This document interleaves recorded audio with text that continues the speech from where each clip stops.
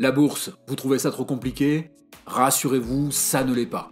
Pourtant, alors même que vous aimeriez y investir, vous vous dites « c'est difficile, ça demande du temps et beaucoup de moyens ». Du coup, vous ne vous lancez pas. Normal, à chaque fois que vous vous intéressez au sujet, vous avez l'impression qu'on vous met le nez dans un moteur, alors que vous voulez juste conduire la voiture. Ce qu'il vous faudrait, c'est une vidéo avec un mode d'emploi tellement simple qu'après l'avoir vu, vous pourriez expliquer l'investissement en bourse à votre grand-mère ou à votre petit frère. Eh bien, c'est ce que j'ai fait pour vous. Un guide qui vous explique tous les basiques, en évitant au maximum les termes techniques. Dès que vous l'aurez vu, vous n'aurez plus qu'à suivre le petit programme que je vous propose en fin d'épisode pour faire vos premiers pas. C'est pas beau ça? Du coup, on y va? Allez, on y va!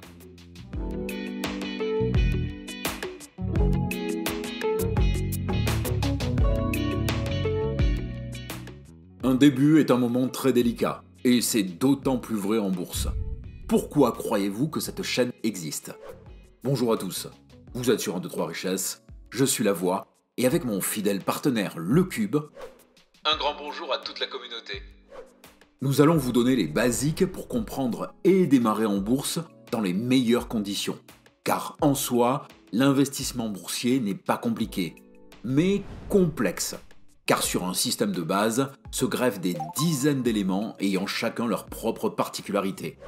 Et si rien ne vous oblige à tout savoir, par contre, bien connaître les domaines dans lesquels vous investirez vous apportera un gros avantage. Parce qu'en finance, il y a un principe simple. Ceux qui comprennent le mieux gagnent le plus. On va donc expliquer les choses le plus simplement du monde, tout en vous renvoyant régulièrement aux épisodes plus spécifiques qui sont associés. Et comme nous sommes limités par le nombre de fiches accessibles en haut à droite, la description sous la vidéo sera votre meilleur allié pour créer votre parcours personnalisé au travers de la chaîne.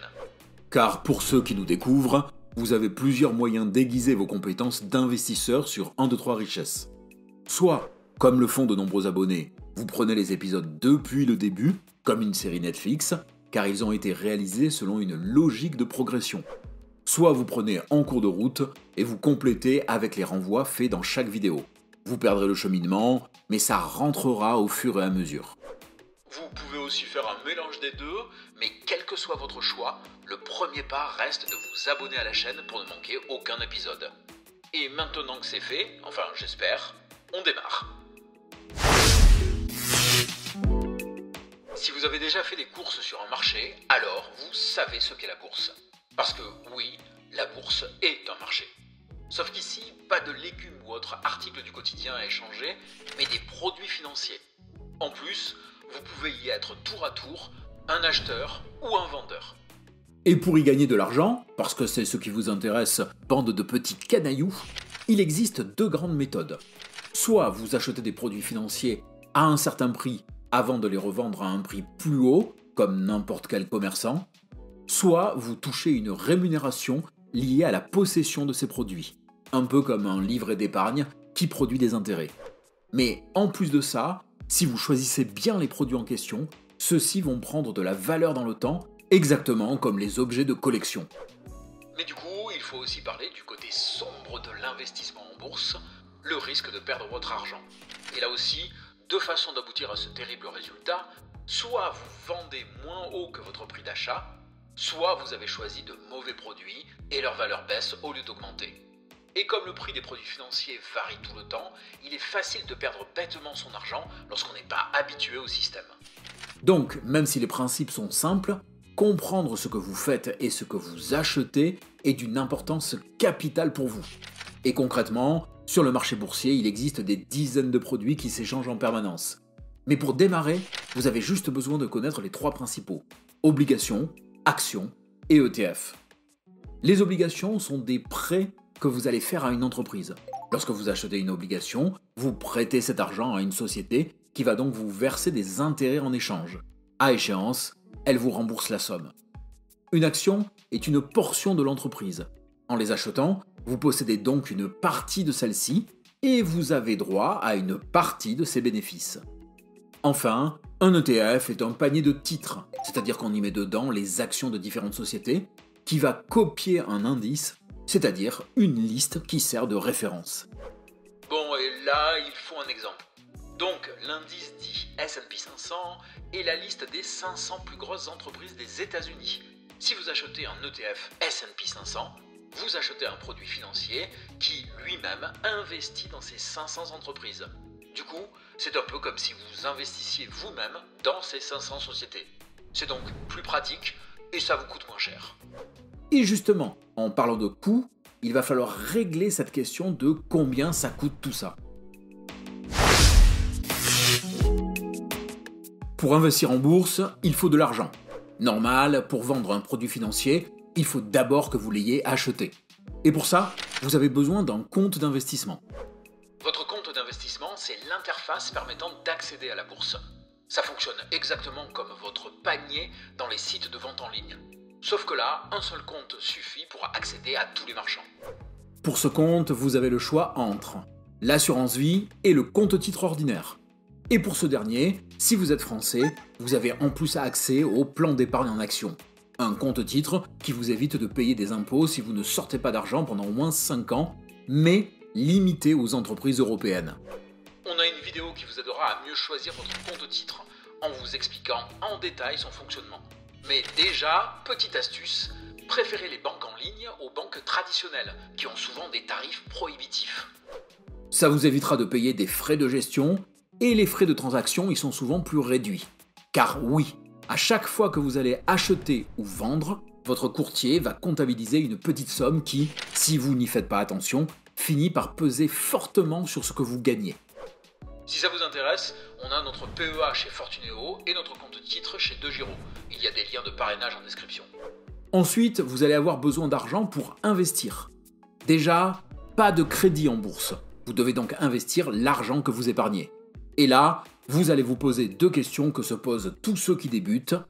Combien d'argent je dois mettre à chaque fois que j'investis? Et quelle est la meilleure méthode ou stratégie d'achat? On va donc vous dire ce que personne ne vous dit. Si vous n'avez pas une grosse somme à investir d'un seul coup, disons au-delà de 10 000 €, et que votre épargne mensuelle est faible, quelques centaines d'euros par mois au maximum, alors ne vous prenez pas la tête avec ce genre de questions. Effectivement, car la méthode d'achat dépendra de votre capacité d'épargne, pas l'inverse. Donc, oubliez les techniques DCA ou autres lump sum et partez du principe suivant, cumuler au moins 2 000 € d'épargne avant d'investir sur un produit financier. Ce principe est simple à mettre en œuvre, réduit le nombre de transactions et les frais qu'elles engendrent, tout en répondant aux 2 questions à la fois. Plus tard, vous pourrez approfondir le sujet en allant voir cette vidéo. La difficulté de l'investissement en bourse, ce n'est pas le système, mais la multiplicité de ses composantes qu'il faut connaître et comprendre. Mais là, vous avez déjà les bases. Maintenant, on va passer à un petit plan d'action qui vous guidera sur vos premiers pas. Ce qui fait qu'un athlète remporte une compétition ou qu'un combattant gagne un affrontement, ce sont les mois de préparation amont. En investissement, c'est la même chose. Pour faire vos premiers pas en bourse, vous allez donc alterner actions à réaliser et temps de préparation. Déjà, et j'ai l'impression de la répéter tout le temps celle-là, clarifiez votre objectif. En plus, c'est simple. Soit vous voulez créer un revenu, soit vous voulez créer un capital. On a une très vieille vidéo de la chaîne qui vous permet de déterminer ça facilement. C'est votre premier pas. Deuxième étape, épargner, afin d'accumuler de l'argent liquide pour investir dans des produits financiers. Mais ne vous leurrez pas, durant la construction de votre portefeuille d'investissement et pendant très longtemps, c'est votre épargne qui va faire l'essentiel du travail. Toute la première saison a été dédiée à la construction de son épargne. Mais vous pouvez plus particulièrement aller voir cette étude de cas, puis cet épisode si vous avez du mal à épargner. Troisième étape, choisir votre compte d'investissement. Là aussi, on vous renvoie à d'autres vidéos pour comprendre les mécanismes. Mais globalement, si vous voulez être plutôt actif en bourse et que vous n'avez pas un gros capital de départ, voire rien, alors orientez-vous vers le compte titre, plus un PEA si vous êtes français. Une fois le choix fait, eh bien, ouvrez-les, et donc de préférence dans une banque en ligne. Oui, parce qu'à un moment, il faut agir. Et une fois votre compte d'investissement ouvert, continuez à vous former en appliquant certains principes d'investissement qui vous serviront tout au long de votre parcours. Bon, et maintenant, il va falloir investir. Mais dans quoi, me direz-vous? Le mieux est de vous orienter dans un premier temps vers un portefeuille d'ETF. Ils vous permettront de vous faire la main avec peu de risques. Et là, le processus est simple. Vous commencez par choisir un ETF, vous vous rendez sur l'interface de votre compte titre, vous indiquez la quantité que vous voulez, en fonction du montant que vous allez investir bien sûr, puis vous achetez. Voilà, vous venez de placer la première brique de votre portefeuille. Et pour vous aider, on a 2 épisodes avec des portefeuilles types qui peuvent vous inspirer. N'hésitez pas à aller les voir. D'ailleurs, dites-nous en commentaire si vous êtes intéressé par une vidéo sur des portefeuilles de démarrage. Quoi qu'il en soit, tout ceci n'est que le début d'un long voyage. Voyage que vous pouvez continuer en allant voir cette vidéo, qui reprend les basiques, mais en ajoutant un peu plus de technique. Un épisode parfait pour continuer votre apprentissage. Et voilà les gens, j'espère que ce contenu vous a plu. Pour le compléter, n'oubliez pas que vous avez en description toutes les vidéos associées. Ensuite, commentez, likez, partagez, bref, vous connaissez le principe. Bien sûr, vous pouvez aussi vous abonner pour profiter de la continuité des épisodes.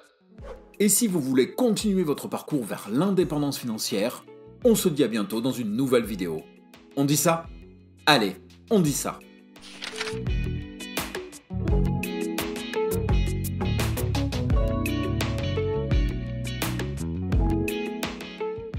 Expliquer la bourse sans utiliser de termes techniques, c'est stylé quand même.